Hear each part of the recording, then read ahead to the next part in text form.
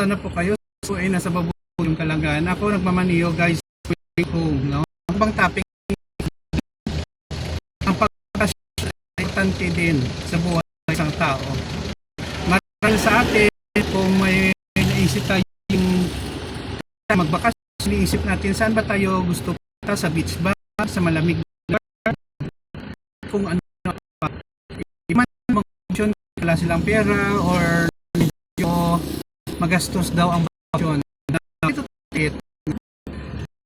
guys, purpose sa trabaho, negosyo at kung ano pa sa buhay, kailangan natin mag-relax, ma-release ang tension sa ating katawan. At saka yung kasama natin ng pamilya, ay makapagbigay kayo ng time sa kanila, makipag-bonding. We can our relationship, asawa, band, anak, magasin, at kung sino dyan mga kaibigan, gusto sumama sa bakasyon, ay mapapit po ang ating relasyon sa kanila. Important real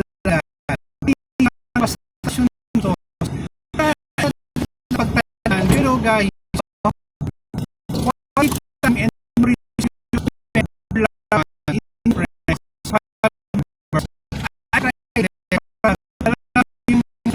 na remember kasi time guys na lumipas na natin maibalik, pera tandaan natin, makikita pati magtatagal tayo negosyo, makikita natin mga loved ones and especially edad na tanda, welcome, magpahinga na sila ni Lord, hindi na natin ibigay, no, ang time natin sa kanila kasi pahinga na nga, no.